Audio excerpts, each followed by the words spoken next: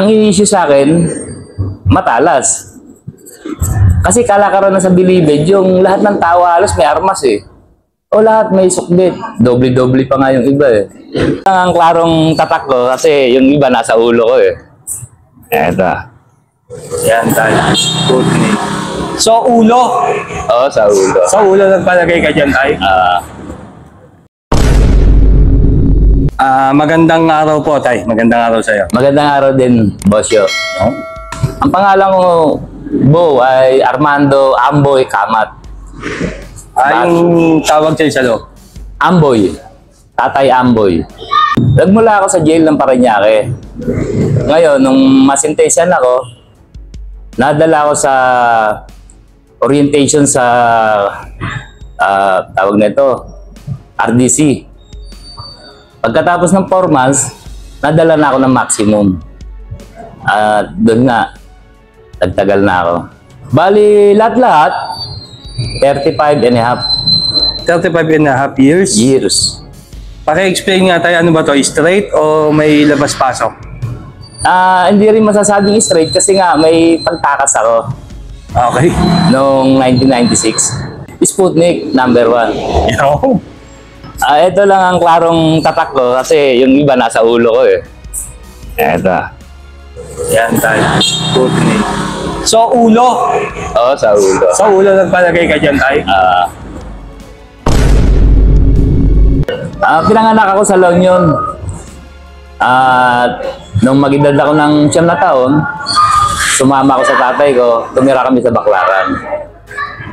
Tapos nung nandoon nga ako at may ibang kinakasamang tatay ko, ang nangyari sa akin ay parang ali-alila nga ako doon.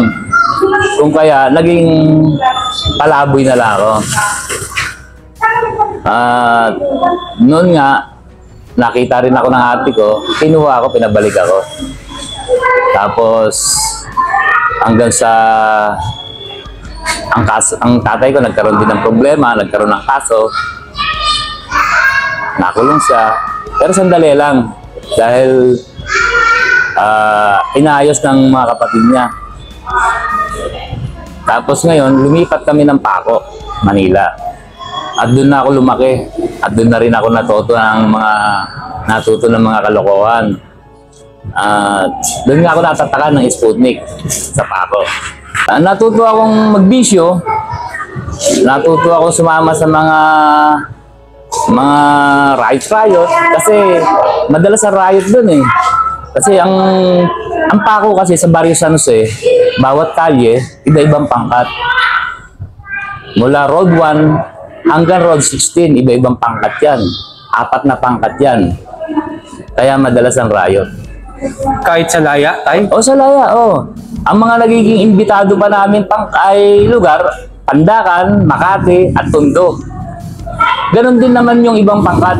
May mga kumbidado rin silang mga kosa nila.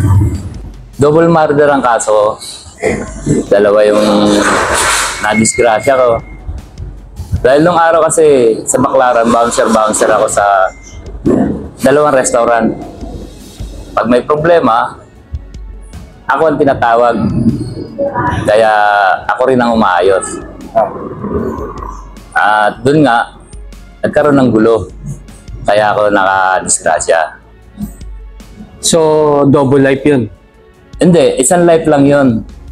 Dapat, nung time na si Marcos pang ang presidente, pinag-uusapan noon na may bitay nga, di ba? Baka mabitay nga raw kami. Tapos ngayon, biglang nagpalit ng presidente, inabolish yung bitay ng kay Cory na. Kaya, naging recluse yung perpetua na lang ako. Ano naman tayo sa loob ng Bilibid? Sa loob. Kwento ka naman tayo kung ano yung mga nakita at nangyari at naranasan mo sa Bilibid. Nung dumating ako roon, isang araw pa lang ako, nalagay ako sa Building 9. Doon ang una kong brigada. Tapos, pag-gising ko na umaga, ini-issue na ako ng walis. Pinagwawalis na ako. Siyempre, hindi ko rin matanggap na ako gagawin lang taga-walis. Dahil syempre, alam mo naman yung kaso ko, di ba? Kaya, ang issue sa akin, matalas. Kasi kalakaran na sa Bilibid, yung lahat ng tao halos may armas eh. O lahat may sukbit. Doble-doble pa nga yung iba eh. Ako, matalas lang muna. Tapos yun nga, yung naman matalas na yun, hindi ko mo inisyuan ka ng matalas, eh, titira ka na. Kung kinakailangan lang, pandepensa mo lang sa sarili mo. Ganon doon. Kaya, halos kayuhin na nga yung bewang ko sa kadadala ng matalas, wala naman ako natitira. Diba? Minsan, baril ang dala ko. Ganon. Ayun, pagpasok ko sa Bilibid, tanggap ko kasi, nanakulong ako eh. Kumbaga, sanay na ako. Kasi, nakulong na rin ako sa Manila City Jail nung araw eh. Pero sandali lang. Eh, yung itong nakaraan, eh, matagalan talaga to, pang long life talaga to. Kaya nga, tanggap ko. Bali wala naman sa akin. Ang isip ko lang, kung paano ako mabubuhay na maayos. At yung makadiskarte ako ng maayos para matulungan ko yung pamilya ko. Kasi pamilyado ako, may mga anak ako eh. Kaya ganun nga. At saka, nung panahon ko, maluwag ang Bilibid. Kahit gaano karami ang dala mo, pwedeng pumasok. At kahit anong mga dala, pwedeng pumasok. Ganon. Kadalasan din stay in. Kaya nga yung dati kong anak, eh, 3, nadagdagan pa. Doon na buo? Oo, 3 uli. Kasi nauso nga ron yung stay in. Na halos 1 linggo stay in. Tapos, nung magpalit din ng director, mas maluwag ang Bilibid. Pero walang gulo. Walang gulong nagaganap. Kasi may sinasaalang-alang yung mga nagdadala. Maraming bata eh. Yung anak ko nung ipasok, ganyan lang kalaki. Nung ilabas na, ganyan lang kalaki. Oo, yung panganay ko. Pati yung anak ni Dolphy Jr. Alos kalaro lagi ng anak ko yun. Doon naiiwan lang din yung mga yun. Ang daming bata sa compound. Nagkalat ang bata. Kaya walang gulong nagaganap. At yung director, si Misa, open. Magugulat ka, katabi mo sa hagdanan ng basketball court eh. Sa may hagdanan ng stage. Nanonood. Walang escort. Ayaw magpa-escort kasi sabi nga niya, escortan mo ako. Ginagano niya yung gwardiya eh. Escortan mo ako, baka mamaya may kasalanan ka sa loob, pati ako madadamay. Kaya, sige na, iwanan niyo ako rito. Okay. Walang escort.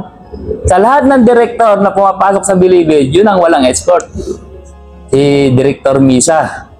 Marami akong nakasama na kilalang tao talaga. Yan nga, katulad nila Dolphy. Dolphy Jr. Kilalang tao yan. Sila Hubert Webb. Yan. Tapos sila Alosos. Sila Sanchez. Marami pang iba. Nakasama ko sa loob. Pero, yung iba, hindi ko kakosa. Ang kakosa ko lang, eto sila Hubert Webb. Saka, sila Frank Hernandez, sila ano.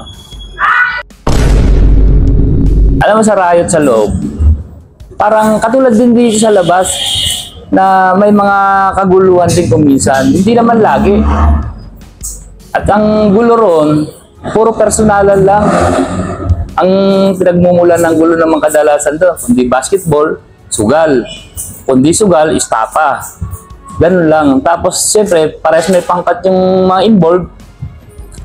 Kung kaya, ang mga pangkat nila na-alarma. Doon nagkakaroon ng takbuhan, ganun. Doon nga eh, palibasa ako nung araw, Batang Plaza ako. Napakaraming tsinelas ang, sako-sako tsinelas na pupulot namin eh.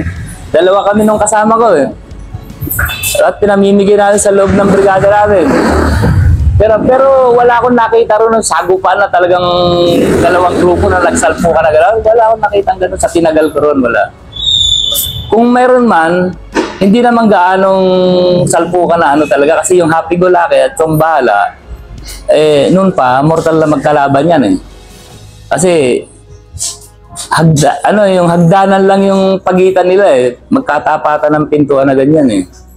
Kaya pagka nagkaroon sila ng problema, sumpakan sila ng sumpakan, barilan sila ng barilan. Wala naman namamatay. Siyempre, paano kayo magkakatama nun eh? May plancha yung pinaka pintuan, di ba? Kaya, siguro may mga nasusugatan din, natatalsikan lang. Yun lang. At yung huli namin, hindi naman din natuloy. Yun talaga sana ang noong 2002, na talagang malaking gulo sana yun. Dahil nga, yung kakosa namin, pinalo. Tapos, gumanti naman itong kakosa natin. Ngayon, lumaki ang gulo.